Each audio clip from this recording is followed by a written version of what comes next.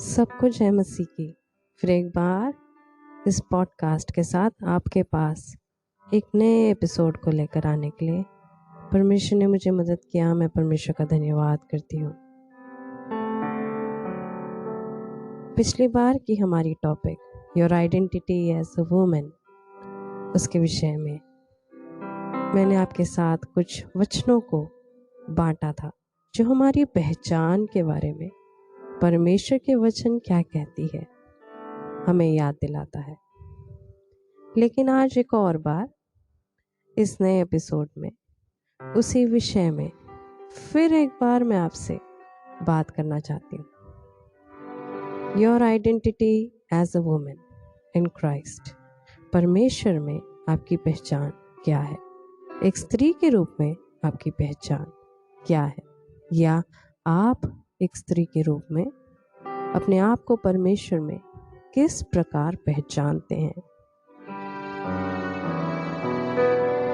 जब इन बातों को हम करते समय क्या ये टॉपिक हमारे लिए आवश्यक है? क्या ये हमारे लिए महत्वपूर्ण है? हाँ, बिल्कुल। बहनों के रूप में, स्त्रियों के रूप में कई बार शैतान हमें इस झूठ में या हमारी पहचान के विरुद्ध बहुत सारे भ्रमों में डालकर परमेश्वर ने जो हमारे जीवनों में वायदे रखे हैं और परमेश्वर ने जो हमारे जीवन में उद्देश्य रखे हैं उसको पूरा ना कर पाने के लिए हमारे जीवन में कार्य करता है। इसलिए हमें इस टॉपिक के बारे में बात करना, इस बारे में हमें समझना ज़रूरी है। ऐसे बहुत सारे बहनों को मैं जानती हूँ, ऐसे बहुत सारे छोटी लड़कियों को मैं जानती हूँ जो एक स्त्री के रूप में अपनी पहचान को ना समझ पाने की गलती कर बैठते हैं या एक ऐसी सोच में अपने जीवन को काटते हैं कि शायद मुझे स्त्री होना या एक लड़की होना मेरे लिए अच्छा नहीं हुआ। और इस झूठ के कारण शैतान उनके ज़िंदगी में हर प्रकार की गलत उद्देश्यों को लेकर आता है। उन सारी बातों को जो परमेश्वर ने आशीष के रूप में उनके जीवन में दिया था, एक श्राप के रूप में या एक बोझ के रूप में उनके जीवन में दर्शाता है। इस कारण एक कलीसियाई तौर पर या एक पारिवारिक तौर पर, एक समाज के तौर पर, विश्वासी के तौर पर हमें परमेश्वर हमारे जीवन में क्या पहचान रखता है, हमारी आइडेंटिटी क्या है, हमारी पहचान क्या है, ये समझ पाना ज़रूरी है। इस बात को जब मैं कहते समय मैं ज़रूर अपने जीवन पर कुछ रोशनी डालना चाहूँगी। मैं भी ऐसे इस सोच में रहने वाली एक व्यक्ति थी। एक लड़की के तौर पर जब मैं बड़ी हो रही थी, अपने परिवार में ज़रूर प्रेम को पाया है। मुझ पे कुछ ऐसे परेशानियों का सामना नहीं करना पड़ा। फिर भी यह सोच कि काश अगर मैं एक लड़का होती, काश परमेश्वर ने मुझे एक लड़की नहीं बनाया होता तो कितना अच्छा होता। ये सोच कई सालों मेरी पहचान को जो परमेश्वर पर है भ्रमित करता रहा। और इस सत्य को जब मैं जान गई, जब परमेश्वर ने इस पहचान के विषय में मुझे बता दिया, तब यह मेरे लिए बहुत ही छुटकारे का कारण हुआ। ये एपिसोड उन सारी बहनों को समर्पित है जिनके जीवन में शैतान कई तरीके से ऐसे भ्रमों को डालकर परमेश्वर के उद्देश्यों से उनको दूर करता रहता है। प्रियो, परमेश्वर हमारे जीवन में एक योजना रखा हुआ है। परमेश्वर के हर एक वचन जो हम पढ़ते हैं, भजन संहिता में कहा गया है, तो बड़े ही भय रूप से रचा गया है। You are fearfully and wonderfully made.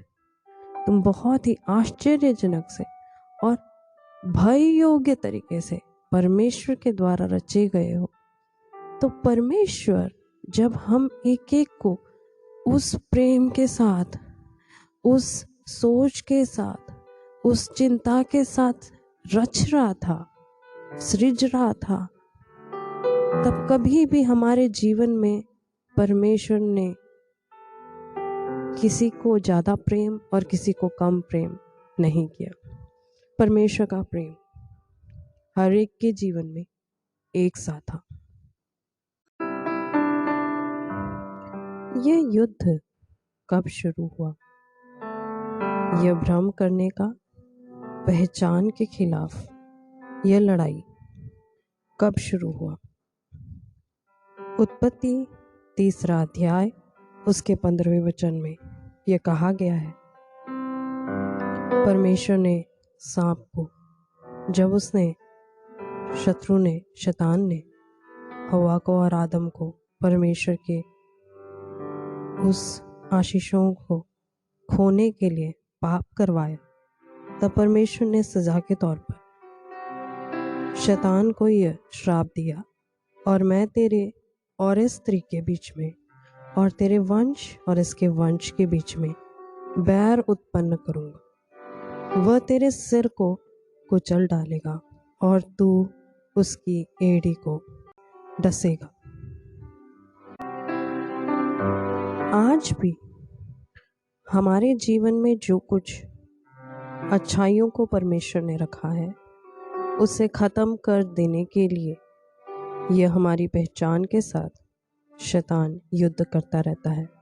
फिलिपियों 1 अध्याय उसके 6वें वचन में इस प्रकार से पौलुस लिखते हैं, मुझे इस बात का भरोसा है कि जिसने तुम में अच्छा काम आरंभ किया है, वही उसे यीशु मसीह के दिन तक पूरा करेगा। परमेश्वर ने जो अच्छाइयों को, अच्छी काबिलियतों को हमारे जीवन में रखा है, उन सारे अच्छी आशीषों को परमेश्वर ने हमारे ज़िंदगी में रखा है, उसको परमेश्वर विश्वासयोग्य तरीके से पूर्ण करने के लिए सामर्थी है।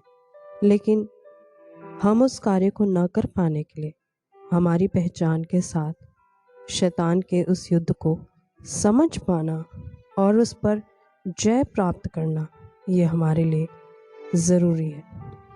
हमारी पहचान मायने रखती है। उदाहरण के तौर पर, अगर एक राज्य का राजकुमार, राजा का पुत्र अपनी पहचान को न जाने, यह न पता हो उसे कि मैं इस राज्य का उत्तराधिकारी हूँ और आगे आने वाले दिनों में एक राजा होने को हूँ, तब तक कोई भी शत्रु, कोई भी दास, कोई भी सिपाही उसके साथ खिलवाड़ कर सकता है, उसे डराकर, उसके जीवन में हर प्रकार के भय को लाकर उसके जीवन में कुछ भी कर सकता है। लेकिन जिस दिन उसे अपनी पहचान पता चल जाती है, उसे पता चल जाता है कि मैं कौन हूँ, वो उस शत्रु को और उस बैरी को सामना करने के लिए सशक्त हो जाता है।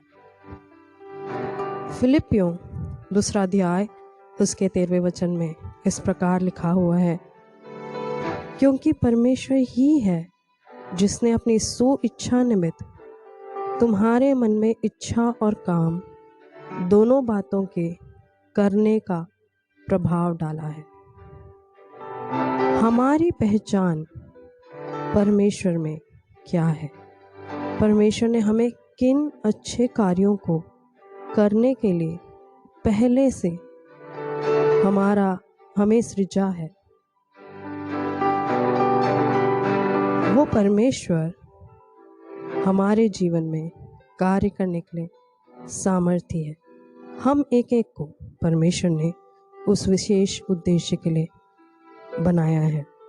मुझे सुनने वाले मेरी बहनें, आप चाहे किस भी उम्र में क्यों न हो, परमेश्वर ने हमें एक उद्देश्य के लिए ठहराया है। उस अच्छे कार्य को करने के लिए परमेश्वर हमारी सहायता करेगा बशर्ते हम अपनी पहचान को परमेश्वर में क्या है उसको समझें और उसमें खड़े रहें।